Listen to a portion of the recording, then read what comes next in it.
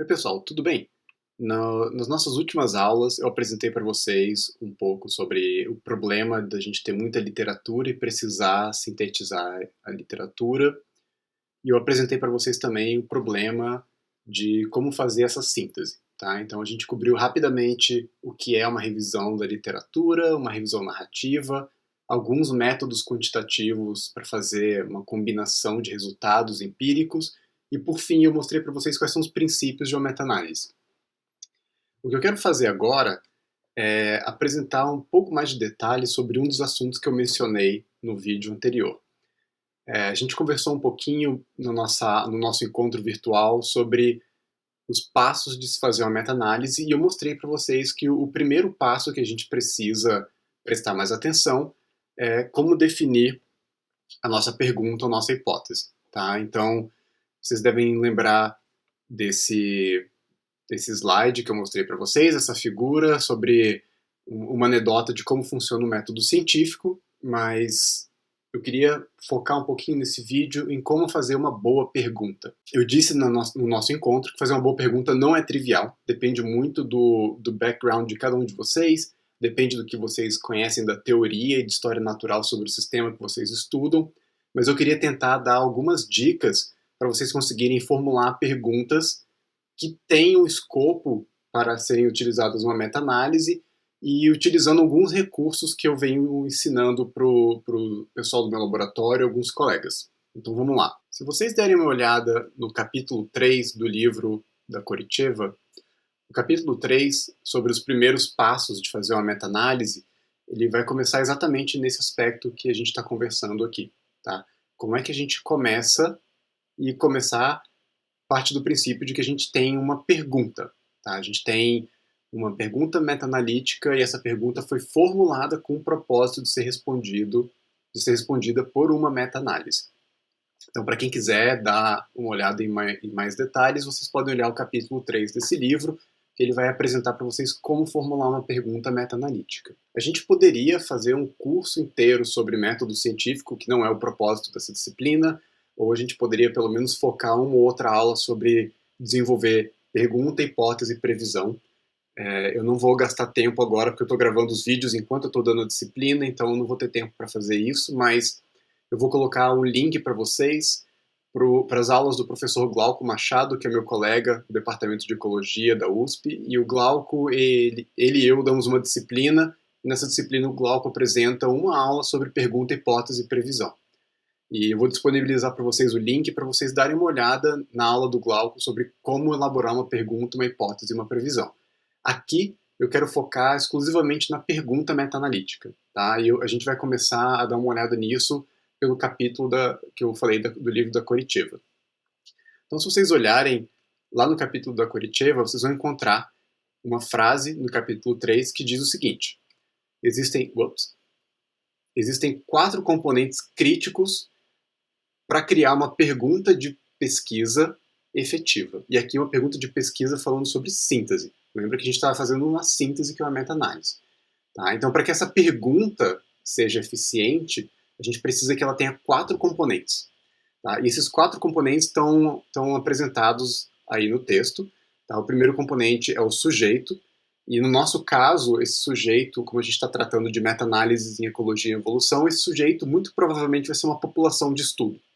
Né? Então, eu vou sempre usar como recurso os exemplos que eu conheço. Então, muitas vezes, essas populações de estudo vão ser passarinhos ou abelhas. Né? A gente conversou um pouco sobre esses 2 casos no nosso encontro na última aula. Esse protocolo ele tem como segundo ponto uma intervenção, né? Ou, no nosso linguajar de ecologia e evolução, um tratamento.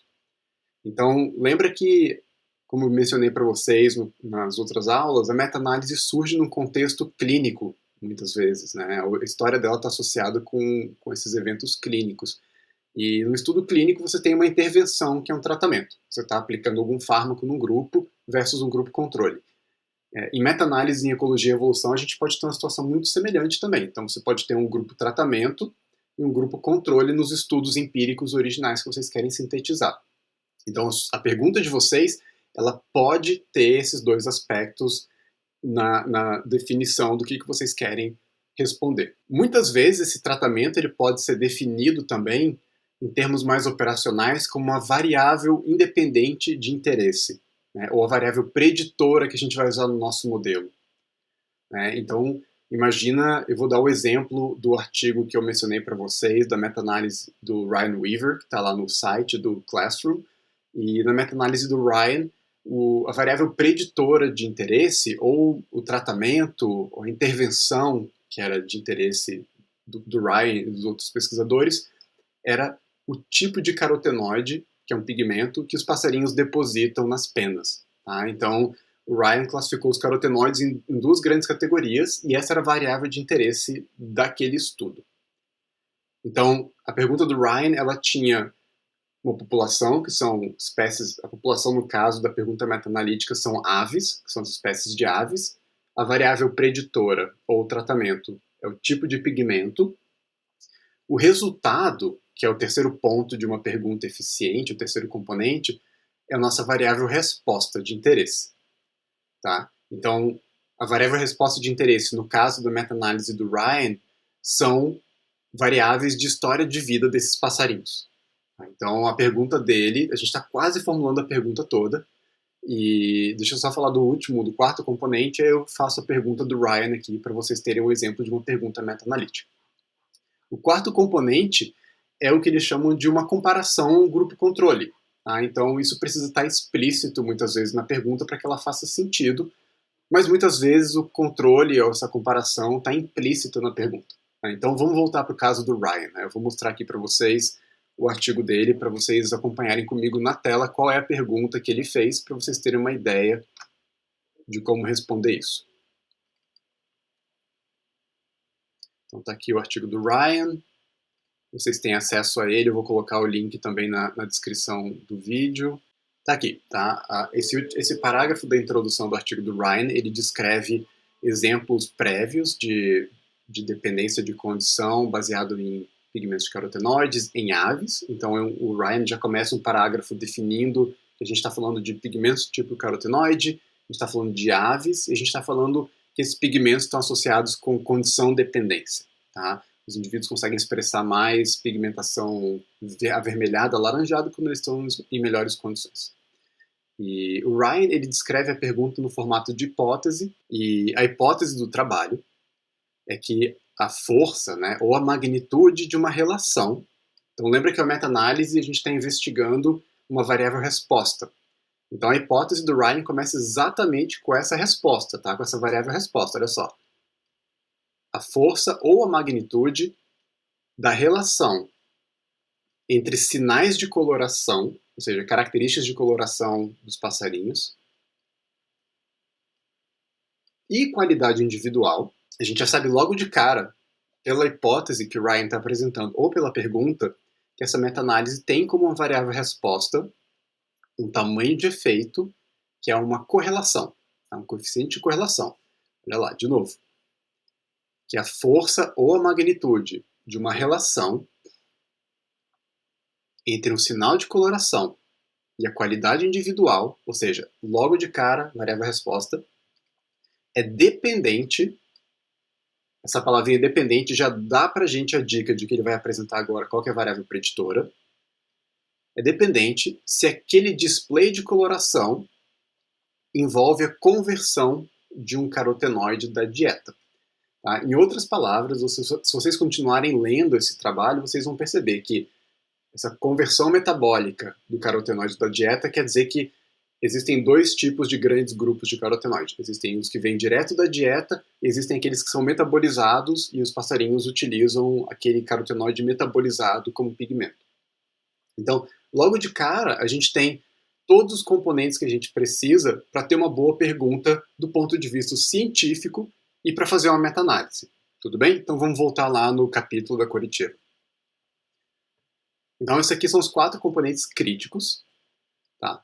A gente consegue colocar esses 4 componentes dentro de um protocolo, tá? Uma abordagem para a formulação de perguntas para a síntese científica. Eu vou colocar 2 artigos para vocês na descrição do vídeo, lá no site do curso, para vocês darem uma olhada mais a fundo. Mas existem recursos que ajudam a gente a construir perguntas que são perguntas efetivas do ponto de vista científico, tá? São perguntas objetivas, são perguntas claras e são perguntas respondíveis, tá? Isso parece estranho, mas muitas vezes a gente formula, e vocês podem fazer esse exercício em casa. Vocês vão formular uma pergunta, achando que ela é uma pergunta científica, mas a resposta para a pergunta de vocês é sim ou não. Se a pergunta tem uma resposta sim ou não, ela não é uma pergunta muito interessante do ponto de vista científico. A gente quer uma pergunta, por exemplo, que tenha como resposta alguma coisa um pouco mais elaborada, como a magnitude de alguma coisa influencia a sua resposta. Então, eu vou dar um exemplo para vocês de uma pergunta que funcionaria no contexto meta-analítico e a gente pode daí para frente adiante. Imagina uma pergunta, vocês são cientistas, estão interessados em saber como o ruído em ambientes urbanos influencia comportamento de passarinhos. E a pergunta que vocês fazem, a pergunta científica para o trabalho de vocês é: os ruídos antropogênicos ou os ruídos ambientais urbanos influenciam o comportamento dos passarinhos? A resposta para essa pergunta é sim, né? Os ruídos ambientais influenciam o comportamento dos passarinhos.